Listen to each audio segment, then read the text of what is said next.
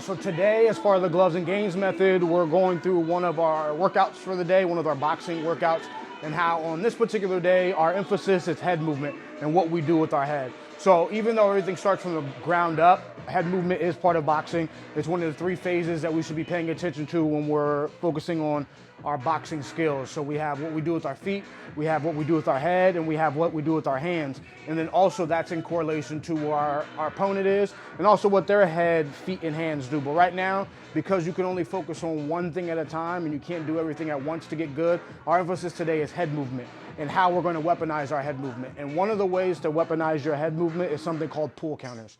Now, what are pull counters? That is you taking your head slot and knowing where your head is from one position and moving to a different position to avoid an attack or avoid a potential attack or pull a potential attack out and then coming back in with your own attack.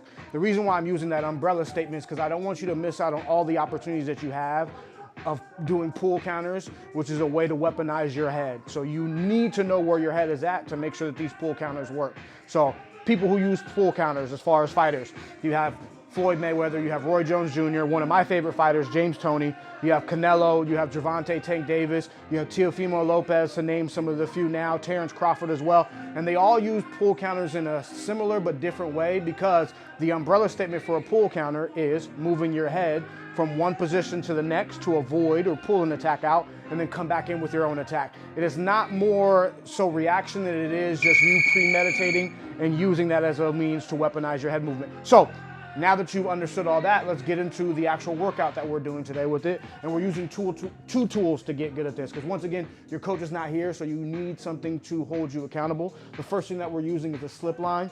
What I suggest if you're new at this is to tie a slip line below as well to make sure that your feet are in the correct position. But the first thing that we're going to look at is making sure that we're doing everything correctly.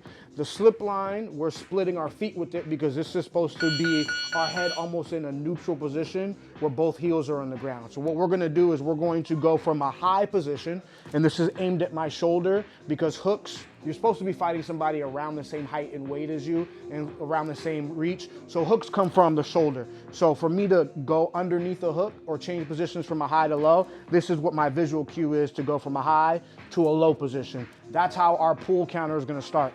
Our head is the target. We understand our opponent is going to shoot at our head, which is at a high position. I'm now going to go to the low position to get away from the punch. And now I'm going to come back in with my own and I'm going to shoot a shot that way. Now, that is the setup, which means how we're getting into position to be able to hit our opponent without getting hit. Now, when we make contact with the opponent, we also have to have an exit strategy. Our exit strategy is also going to involve head movement, which is me rolling under. Now, normally what I would do is disengage to make sure that my opponent can't go ahead and punch me anymore. And I can do that in a couple ways. I can use my feet. I can go ahead and use my hands. I can use my body to go ahead and tie up. So if we look at how this would work from an engagement standpoint, my head is the target.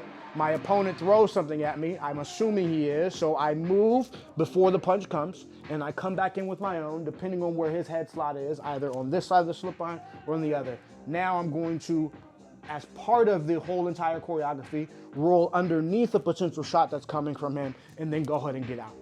That's how we can go ahead and use a slip line to get this in. So head is high, head is low, head finishes high, exit, exit. That would be how we can use a slip line to go ahead and get better. This is just one of the things that we can do with pull counters. There's a bunch of different options that we have where I can go from a high to a low to here to roll under. I can go from a high to a low to here to go ahead and roll under. All those options are for me. If you like to fight out of both stances, that's going to be here for you from a southpaw standpoint as well. Where I'm high, I'm low, I'm over, I'm under, I'm out. I'm high, I'm low, I'm here, I'm under, I'm out. Here, under, out. All those options are available for you, but however, for today, we are working on just simply coming from a high to a low, to a high, to an out, and we're here. That's how we would use a slip line to do that. If you don't have this tool, you can do it on your own in front of a mirror. If you don't have a mirror, that's the beautiful thing about boxing. You can go ahead and shadow box. Now, the other tool that we're going to use is a heavy bag. If you don't have access to this, once again, you can do no equipment. You don't even need to have wraps. You don't even need to have gloves to get better at boxing. That's the beautiful thing about boxing. But this is how we're going to use the heavy bag to work on pull counters the same way. So we're going to do it slow first as I put these gloves on. And then we're going to implement it into an actual round of how we would set this up. Beginner, minute 30 rounds, 30-second rest. A little bit more advanced, 2-minute rounds, 30-second rest. Amateur to pro, 3-minute round, 30-second rest. Elite level pro, 4-minute round, 30-second rest. But if you see here, we're back in that same position where I'm coming from a high to a low, to a high, to an exit. That's how we would be setting up the pull counter here. You can use the bag as your opponent to get better at the opponent. Remember, keep the main thing the main thing. This is getting better at fighting and learning self-defense. Whether you really do this or you just want to get better at this. So the bag is my opponent without arms or feet. I can imagine the arms, and it's easier from a creative standpoint to do that if I understand that this body and this bag is someone's body and somebody's torso. So the same way that they would be coming into me is how I'm going to use the pull counter, right? So as they come into me with an attack, I'm now going to exit and assume that the attack is coming so I can come back in with my own punch before they finish theirs. So here, boom, exit, then I'm out.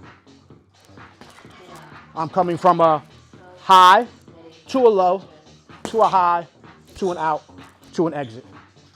Stationary once again, here, here.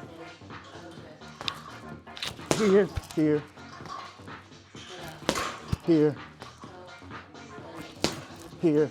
And if you notice, that is just from a slow motion standpoint what the pull counters look like.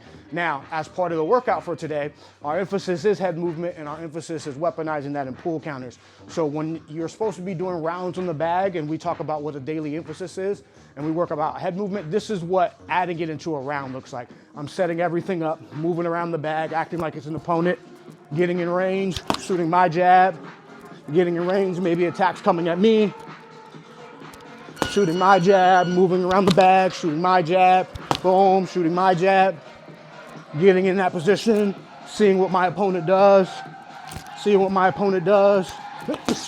get out, back at it again. Using the bag as my opponent, adding some feints in, seeing if I can get that shot off, what my opponent does when I get there, using that, and getting out.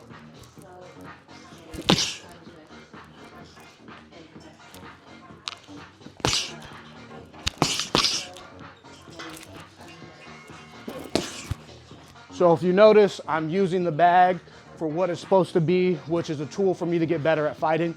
And that is how you would work on weaponizing head movement for the day. I'm a little tired.